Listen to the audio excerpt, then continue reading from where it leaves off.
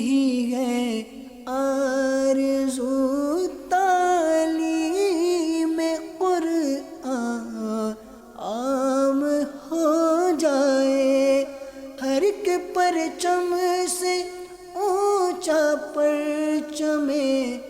اسلام ہو جائے۔ الحمدللہ رب العالمین والصلاة والسلام علی خاتم النبیین اما بعد فاعوذ باللہ من الشیطان الرجیم بسم اللہ الرحمن الرحیم الصلاة والسلام علیک یا رسول اللہ وعلی آلک واصحابک یا حبیب اللہ، الصلاة والسلام علیک یا نبی اللہ وعلی آلک واصحابک یا نور اللہ۔ مدنی چینل کے ناظرین، پروگرام ہے قرآنی صورتوں کا تعارف، اس میں آپ کو خوش آمدید کہتے ہیں۔ اللہ رب العالمین ہم سب کو قرآن مجید فرقان حمید کا علم عطا فرمائے، اور قرآن کثرت سے پڑھنے کے ساتھ ساتھ قرآن مجید فرقان حمید کو سمجھنے کے بھی اللہ ہمیں توفیق عطا فرمائے۔ ناظرین کرام، اس پروگرام میں بطور خاص کسی ایک صورت مبارکہ، اس کا تعارف پس منظر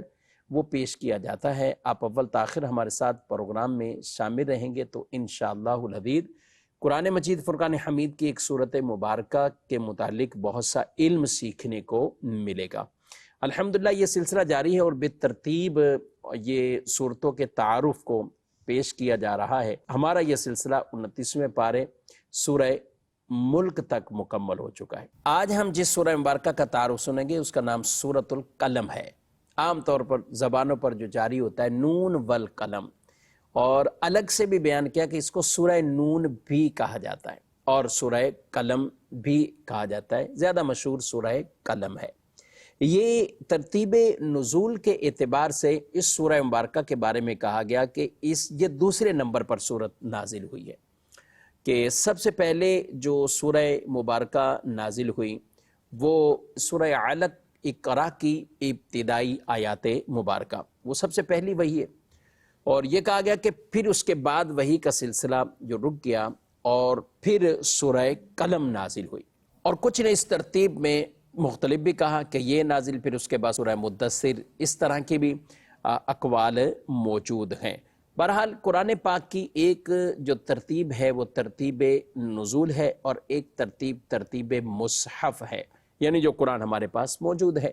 تو اس اعتبار سے سورہ مبارکہ کا یعنی ترتیب تلاوت کے اعتبار سے 68 نمبر ہے،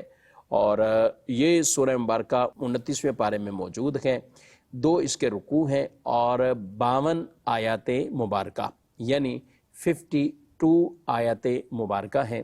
اس سورہ مبارکہ یہ کہاں پر نازل ہوئی؟ سورہ قلم مکہ مکرمہ میں نازل ہوئی، یعنی مکی صورت ہے، اور جو کچھ ہجرت سے قبل نازل ہوا اسے مکی صورت کہا جاتا ہے۔ سورہ قلم میں چونکہ اللہ پاک نے قلم کی قسم ارشاد فرمائی ہے،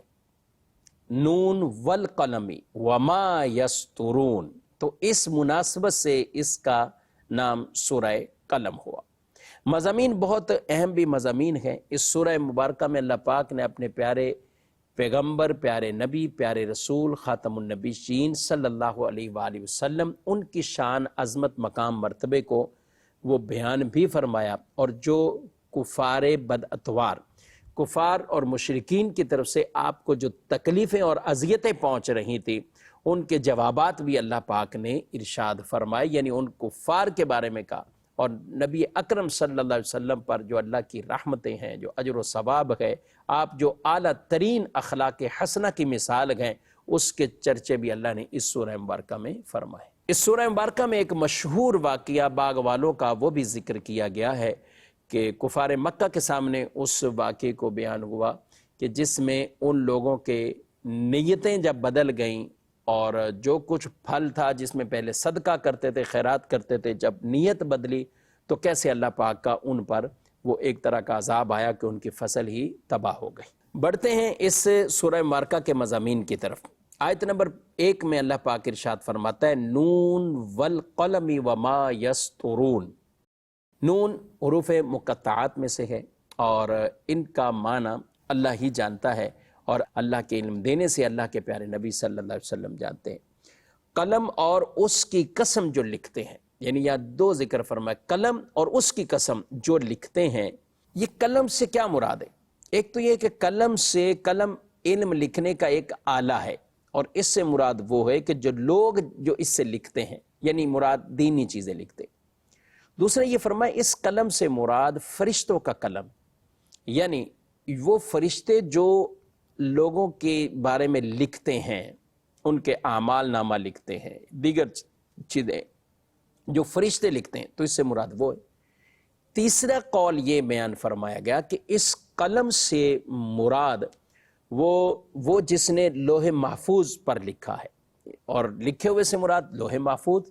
اور وہ جو قلم ہے وہ نوری قلم، اس کے بارے میں فرمایا گیا کہ اس کی لمبائی زمین اور آسمان کے فاصلے کے برابر ہے، اس قدر لمبائی والا وہ قلم ہے، اور وہ نوری قلم ہے۔ اس سے مراد وہ قلم ہے جس کے اللہ پاک نے قسم ارشاد فرمائی ہے، اور یہی وہ قلم جس کے بارے میں ارشاد فرمایا نبی کریم صلی اللہ علیہ وآلہ وسلم نے فرمایا کہ اللہ تعالیٰ نے سب سے پہلے قلم کو پیدا کیا، اور پھر اس سے فرمایا کہ لکھ۔ وہ عرض گزار ہوا اے میرے رب کیا لکھوں؟ تو فرمایا جو کچھ ہو چکا اور جو اب تک ہوگا سب کی تقدیر لکھ دے۔ تو قلم نے پھر سب کچھ لکھ دیا جو لوح محفوظ پر لکھا ہوا ہے۔ ناظرین کرام، مزید جو اس کی آیت مبارکہ اس کی طرف بڑھتے ہیں، اللہ پاک نے فرمایا ما انت بنعمت ربک بمجنون، تم اپنے رب کے فضل سے ہرگز مجنون نہیں ہو۔ ناظرین کرام، مجنون کہتے ہیں کہ جس کے پاس عقل نہ ہو، اسے یا عام لفظوں میں کہیں تو مجنون پاگل کو کہا جاتا ہے۔ کفار مکہ معاذ اللہ رسول مکرم صلی اللہ علیہ وسلم کے بارے میں اس طرح کی بات کرنے لگے، اور آپ نے ان کے اس طرح کے فضول اور لغو قسم کے اعتراضات اور اس طرح کی جو باتیں ہیں ان کی طرف آپ نے التفات ہی نہیں فرمایا، انہیں اس لائق سمجھا ہی نہیں کہ اس کا جواب دیا جائے۔ لیکن رب نے اپنے محبوب کا جواب دیا، اور محبوب کو تسلی بھی دی کہ آپ اللہ کی رحمت سے، اللہ کی نعمتوں سے آپ مجنون نہیں ہیں، اور اللہ نے جو آپ کو علم عطا فرمایا وَعَلَّمَكَ مَا لَمْ تَكُنْ تَعْلَمْ، کہ آپ کو جو اللہ نے علم دیا ہے، جو کچھ آپ نہیں جانتے تھے اللہ نے وہ آپ کو علم عطا فرمایا۔ عقل مبارک آپ کی سب سے اعلیٰ، یعنی مخلوق میں سے، یہاں تک ارشاد فرمایا گیا، اور اس میں بڑے بڑے بزرگ اور تابعین بزرگ اور محققین نے اپنی کتب میں لکھا کہ اگر لوگوں کی عقلوں کی تقسیم کی جائے، یا عقل کے اعتبار سے تقسیم کی جائے کہ عقل کے 100 حصے ہیں، نبی صلی اللہ علیہ وسلم کو اللہ پاک نے کتنے عطا فرمائے؟ تو فرمایا ایک وہ حصہ ہے کہ جس کو پوری مخلوق میں بانٹا جائے کہ سب کو وہ ملا، اور 99 حصے عقل کے رسول اللہ صلی اللہ علیہ وسلم کو اللہ نے عطا کی۔ اب ذرا دنیا میں غور کریں، بڑے سے بڑے عقل مند، بڑے سے بڑے شعور والے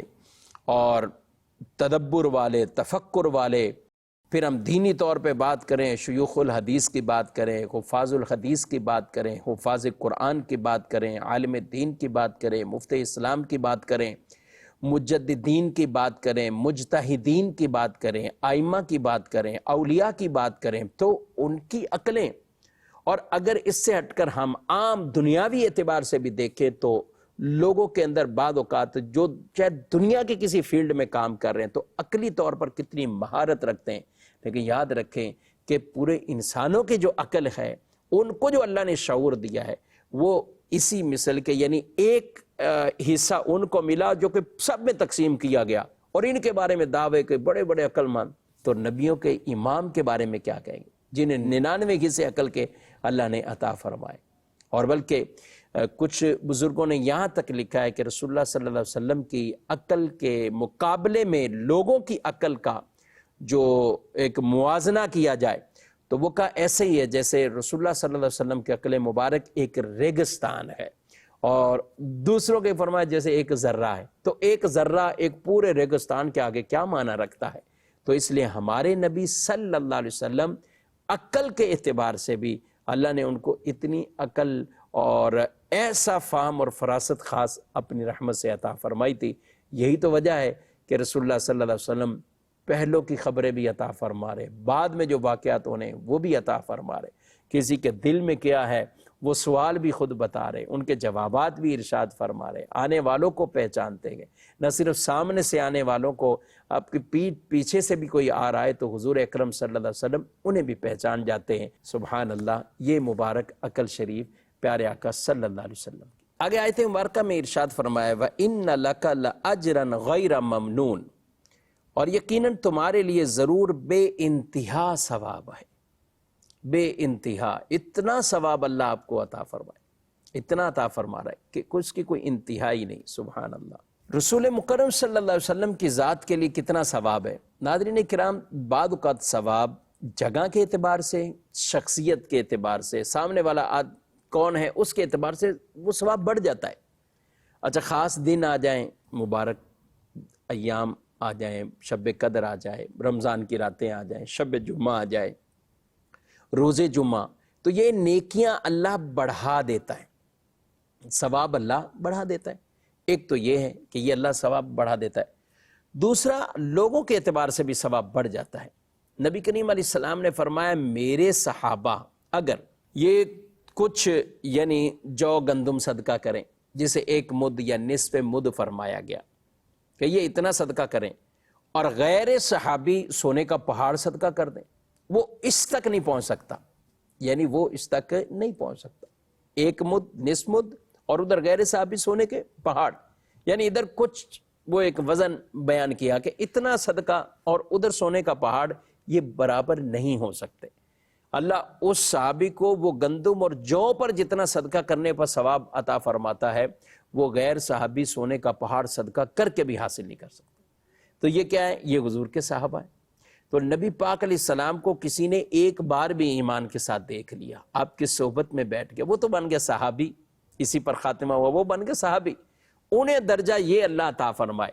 تو بتائیں اللہ اپنے نبی کو کتنا درجہ عطا فرمائے، ان کا ثواب کتنا ہے۔ تو نبی کے اعمال سے اس طرح امت کے اعمال کو یوں ملایا نہیں جائے گا کہ انہوں نے اتنے جمعے پڑھے اور امت نے اتنے جمعے پڑھے، انہوں نے اتنی نمازیں تو امت میں اتنی، انہوں نے اتنا صدقہ اور امت کوئی زیادہ کر جائے۔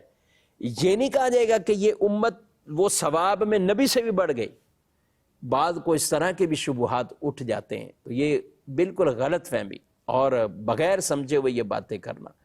جب حضور علیہ السلام اتنی بات فرمائے کہ جو اسلام میں اچھا طریقہ ایجاد کرے اس کو جتنا ثواب اور اس پر عمل کرنے والوں کے مثل اللہ اسے اجر اور ثواب عطا فرمائے، تو اب بتائیے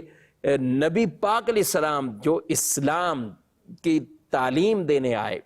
توحید بتانے آئے، شرک سے منع کرنے آئے، اور پوری دنیا میں سبحان اللہ کیسے آپ کے غلام پھیل گئے، وہ صحابہ پھیل گئے، اور پھر انہوں نے آگے پیغام کو چلایا۔ آج 1400 سال تا صبح قیامت یہ سلسلہ رہے گا۔ تو حضور اکرم صلی اللہ علیہ وسلم کو اللہ کتنا اجر اور ثواب عطا فرمائے۔ تو اس لیے فرمایا محبوب آپ کے لیے اتنا اجر ہے جس کی کوئی انتہا ہی نہیں ہے۔ اچھا، یہ پھر اعمال وہ اپنی جگہ، پھر حضور علیہ السلام کا حلم، آپ کا صبر، اس پر اللہ کتنا آپ کو اجر ثواب، سبحان اللہ۔ اور صابرین کے بارے میں تو ویسے ہی کہا گیا ہے کہ اللہ انہیں بغیر حساب کے اجر عطا فرماتا ہے۔ اگلی آیت میں فرمایا وَإِنَّكَ لَعَلَىٰ خُلُقٍ عَظِيمٍ، اور بے شک تم یقیناً عظیم اخلاق پر ہو، عظیم اخلاق پر ہو۔ یعنی جہاں دشمن آپ کو برا کہہ رہا ہے، دشمن آپ کے بارے میں ایسی باتیں کر رہا ہے، اور یہ ایک واقعہ بھی ولید بن مغیرہ کا، نبی کریم علیہ السلام کو کچھ ایسے کہتا ہوا آپ کے پیچھے آ رہا تھا، اللہ پاک نے اس کی 10 برائیوں کو، جو بری صفتیں اور بری عادتیں، اور وہ بیان فرما دی کہ یہ آپ کو یہ کہہ رہا ہے۔ رب نے اپنے پیارے حبیب علیہ السلام کے بارے میں فرما دیا آپ اللہ کی نعمت سے، رحمت سے مجنون نہیں ہے، آپ کے لیے اتنا اجر ہے، اور ساتھ یہ فرمایا آپ اخلاق کے بھی بڑے اعلیٰ ترین مقام پر فائز گئے۔ میرے آقا علیہ السلام نے فرمایا مجھے مبعوث کیا گیا تھا کہ اخلاق حسنہ کے تمام مکارم کو ان کو میں پورا فرما دوں، سبحان اللہ۔ اما عائشہ صدیقہ رضی اللہ عنہا سے پوچھا گیا کہ مجھے رسول اللہ صلی اللہ علیہ وسلم کے اخلاق بتائیں، تو آپ کیا فرماتی؟ سبحان اللہ، کیا تم قرآن نہیں پڑھتے؟ کہا کہ میں نے عرض کی کیوں نہیں؟ تو فرمایا رسول اللہ کا خلق قرآن ہی تو ہے، قرآن پڑھو، حضور کا خلق اس میں کتنا بیان ہو۔ یعنی یہ جو محاسن اخلاق کے جو محاسن ہیں، اخلاق اس میں بڑی وسعت ہے، اس میں کیا چیزیں؟ حلم، عفو، رحم، کرم، عدل، انصاف، جود و سخا، ایثار، قربانی، مہمان نوازی، عدم تشدد، شجاعت، وعدہ پورا کرنا اور حسن معاملہ، صبر، قناعت، نرم گفتگو، خوش روئی، ملنساری، غم خاری، سادگی، بے تکلفی، تواضع اور انکساری، حیاداری، سبحان اللہ، یعنی آپ اتنے بلند جو مقام پر فائز ہیں۔ اما عائشہ صدیقہ کا ایک ہی جملہ، کان خلقہ القرآن، کہ قرآن نے جتنے خلق کے وہ محاسن کو بیان کیا ہے، جتنی چیزوں کو، نبی علیہ السلام کی سیرت مبارکہ کو دیکھنا ہے تو، اور حضور کے بارے میں تعارف دیکھنا ہے تو قرآن پڑھو۔ تو حضور علیہ السلام کا خلق یہ قرآن ہی ہے، قرآن نے ہی بیان فرمایا، سبحان اللہ۔ ناظرین کرام، اخلاق یہ حسنہ ہونے چاہیے، یہ بہتر ہونے چاہیے۔ آپ صلی اللہ علیہ وسلم نے فرمایا تم میں سے بہترین وہ گئے جو اپنی بیویوں کے ساتھ اچھا ہے، اور فرمایا میں تم میں سے سب سے زیادہ بہتر کہ اپنی آل ازواج کے ساتھ اچھا۔ تو اس لیے حسن اخلاق کا جو انداز ہے وہ اپنے گھر سے بھی ہو اور باہر بھی ہو، نہ صرف یہ کہ باہر تو مسکراتا چہرہ، گھر میں کچھ اور ہو، ایسا بھی نہیں ہونا چاہیے۔ بہرحال بڑھتے ہیں مزید اس کے کچھ مضامین کی طرف۔ باغ والوں کا ایک واقعہ اللہ پاک نے ارشاد فرمایا ہے، اِنَّا بَلَوْنَاهُمْ كَمَا بَلَوْنَا أَصْحَابَ الْجَنَّةِ اِذْ أَقْسَمُوا لَيَصْرِمُنَّهَا مُصْبِحِينَ وَلَا يَسْتَثْنُونَ فَطَافَ عَلَيْهَا طَائِفٌ مِّن رَّبِّكَ وَهُمْ نَائِمُونَ فَأَصْبَحَتْ كَالصَّرِيمِ فَتَنَادَوْا مُصْبِحِينَ أَنِ اغْدُوا عَلَىٰ حَرْثِكُمْ إِن كُنتُمْ صَارِمِينَ۔ بے شک ہم نے انہیں جانچا جیسا باغ والوں کو جانچا تھا، جب انہوں نے قسم کھائی کہ ضرور صبح ہوتے اس باغ کو کاٹ لیں گے، اور انشاءاللہ نہیں کہہ رہے تھے، تو اس باغ پر تیرے رب کی طرف سے ایک پھیری کرنے والا پھیری کر گیا جبکہ وہ سو رہے تھے، تو صبح کے وقت وہ باغ سیاہ رات کی طرح ہو گیا۔ پھر انہوں نے صبح ہوتے ہی ایک دوسرے کو پکارا، فَانْطَلَقُوا وَهُمْ يَتَخَافَتُونَ، وہ پھر چلے باغ کی طرف، لیکن ان کو خوف تھا، ڈر تھا، کس چیز کا؟ کہ آج کوئی یتیم، کوئی مسکین، غریب یہ نہ آ جائے۔ یعنی پہلے ان کے جو والد ہوتے تھے تو وہ پھل کوئی نیچے گرتا تھا وہ بھی، اور بھی کئی پھل غریبوں کو دے دیتے تھے۔ آج ان بچوں کو یہ خوف لاحق ہو رہا ہے کہ ہم فصل پہ ہمارے کوئی غریب کو نہ پتہ چل جائے، مسکین کو نہ پتہ چلے، ہم بالکل اندھیرے منہ جائیں اور یہ کاٹ کے ہم آ جائیں۔ اب یہ وہاں پہنچے، فَلَمَّا رَأَوْهَا قَالُوا إِنَّا لَضَالُّونَ، یہ وہاں پہنچے جا کے انہوں نے دیکھا باغ کو تو کہنے لگے ہم راستہ بھٹک گئے، شاید بڑے اندھیرے میں نکلے، راستہ بھٹک گئے۔ اللہ اکبر، بل نحن محرومون، تو انہی میں سے ایک نے کہا نہیں ہم محروم ہو چکے، وہ ہم فصل سے محروم ہو چکے۔ قال اوسطهم الم اقل لكم لولا تسبحون، تو ان میں سے ایک نے کہا کہ کیا میں تمہیں کہتا نہیں تھا کہ تم تسبیح کیوں نہیں کرتے، کیوں نہیں رب کی تسبیح کرتے، تم نے ایسا یہ کیوں کیے، یعنی رب کی تسبیح کرو۔ ایک نے نصیحت کی کہ جیسا چلتا ہوا آ رہا ہے باو اجداد سے ویسے ہی کرو، والد صاحب جیسا کر رہے تھے ویسے ہی کرو، لیکن مشورہ دیا کہ نہیں ایسا نہیں کریں، تو انہوں نے کہا کہ میں تمہیں کہتا تھا، میں تمہیں کہتا تھا۔ اب کہا قالوا سبحان ربنا انا كنا ظالمین فاقبل بعضهم على بعض يتلاومون، پھر انہوں نے اللہ رب العالمین کی بارگاہ میں وہ خاص توبہ کی اور آپس میں ایک دوسرے کو یہ ملامت کرنے لگے، اور پھر اللہ کی بارگاہ میں جو توبہ کی ہے اور وہ اپنی نیت درست کی ہے، عسى ربنا ان يبدلنا خيرا منها انا الى ربنا راغبون، کہا کہ اللہ ہمیں اس سے بہتر دے گا، اللہ کی طرف رجوع کرتے ہیں، رغبت کرتے ہیں، تو یہ اللہ کی طرف رجوع لائے، توبہ کی، تو سبحان اللہ پھر اللہ نے انہیں اس سے بہتر باغ عطا فرمایا، بہتر پھل عطا فرمائے۔ تو ناظرین کرام، اگر نیت اچھی، عزم اچھے، تو اس پہ کام ہی ہمیں کرنا چاہیے، اور اگر کبھی نیت میں پھیر آ جائے تو اللہ کی بارگاہ میں رجوع کرے، توبہ کرے۔ اس سے وہ لوگ بھی اندازہ لگائیں جو زکوٰۃ اموال کی دیتے ہیں، خرچ کرتے ہیں، لیکن آباء و اجداد تو یہ کرتے آئے، اولاد سمجھتی ہے کہ شاید اتنا پیسہ چلے جائے گا، باپ کے دور میں ہو رہا تھا ٹھیک ہے لیکن اب بھی چلا جائے، تو وہ پھر خرچ کرنے سے بعد آ جاتے، خرچ نہیں کرتے، ایسا نہیں کرنا، وہ دیتے رہے اللہ کی بارگاہ میں، انشاءاللہ اس کی برکت ہی دیکھیں گے۔ آگے آیت مبارکہ، اس میں ایک آیت ایسی بھی کہ جس میں رسول اللہ صلی اللہ علیہ وسلم کو معاذ اللہ وہ نظر لگانے کے لیے، جی ہاں نظر برحق ہے، اور کئی لوگ ایسے ہوتے کہ جو نظر میں بھی بڑے اسپیشل ٹائپ کے ہوتے تھے، تو کفار ایسے لوگوں کو وہ باقاعدہ لے کر آتے تھے کہ وہ حضور اسلام کو نظر لگائیں۔ اب اللہ نے فرمایا وَإِن يَكَادُ الَّذِينَ كَفَرُوا لَيُزْلِقُونَكَ بِأَبْصَارِهِمْ لَمَّا سَمِعُوا الذِّكْرَ وَيَقُولُونَ إِنَّهُ لَمَجْنُونٌ، اور بے شک کافر جب قرآن سنتے ہیں تو ایسے معلوم ہوتا ہے گویا اپنی آنکھوں سے نظر لگا کر تمہیں ضرور گرا دیں گے، اور وہ کہتے ہیں کہ یہ ضرور عقل سے دور ہیں، معاذ اللہ، یعنی یہ کفار اس طرح کہتے تھے۔ اب یہاں پہ یہ ہوا، اس کا شان نزول یہی ہے کہ بعض لوگوں میں عرب کے اندر وہ خود لے کر انہیں آتے تھے، اور وہ نبی صلی اللہ علیہ وسلم جب بیان فرما رہے ہیں، آواز کر رہے ہوتے ہیں، تو وہ گھور گھور کر آپ کو دیکھتے اور پھر حیرت والی باتیں کرتے، ایسی دلیلیں ہم نے نہیں سنی، ایسی باتیں کبھی ہم نے نہیں سنی۔ یہ ان کا کہنا کس وجہ سے تھا کہ آپ کو نظر لگا دے، آپ کو نظر لگا دے۔ اللہ اکبر۔ تو اللہ پاک نے ان کے اس ناپاک ارادوں کو بھی یہ بیان فرما کہ یہ جو اس طرح گھور گھور کر آپ کو دیکھ رہے ہیں، اور ان کے ارادہ تو یہ ہوتا ہے کہ آپ کو گرا دیں، اور ارادہ ان کا یہ ہے، لیکن اللہ اپنی رحمت سے اپنے پیارے حبیب صلی اللہ علیہ وسلم پر ایسا خاص کرم کیے، سبحان اللہ۔ ناظرین کرام، نظر یہ برحق ہے، نظر لگنا یہ برحق ہے۔ رسول اللہ صلی اللہ علیہ وسلم کی یہ حدیث ہے، نظر لگ جانا یعنی درست ہے، یعنی حق ہے، لگ جاتی ہے، بلکہ یہاں تک ارشاد فرمایا نظر حق ہے، اگر کوئی چیز تقدیر پر سبقت لے جاتی تو وہ نظر ہوتی، اگر تقدیر پر سبقت لے جاتی وہ نظر۔ اور ایک روایت میں فرمایا بے شک نظر کا اثر یہ ہے کہ آدمی کو نظر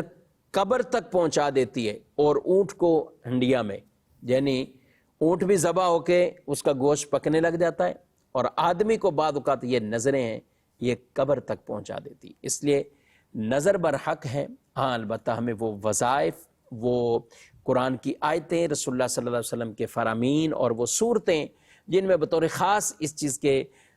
اثرات سے بچنے کے لیے جو کچھ بھی ہمیں وہ بزرگوں نے تعلیم دی ہے، یہ قرآن پاک کے جو آیات ہیں، روایات میں جو ہیں، ان کو ہمیں اپنے ورد وظیفوں میں شامل رکھنا چاہیے۔ اور اس کے لیے بطور خاص سورہ قلم کی یہ آیت نمبر 51، جس کے بارے میں ہمارے کئی اسلاف اور بزرگوں نے کہ نظر کے اعتبار سے ہی یہی آیت مبارکہ یہ بالکل ایک سیر ہے، یعنی نظر کے توڑ کے لیے۔ وَإِن يَكَادُ الَّذِينَ كَفَرُوا لَيُزْلِقُونَكَ بِأَبْصَارِهِمْ لَمَّا سَمِعُوا الذِّكْرَ وَيَقُولُونَ إِنَّهُ لَمَجْنُونٌ۔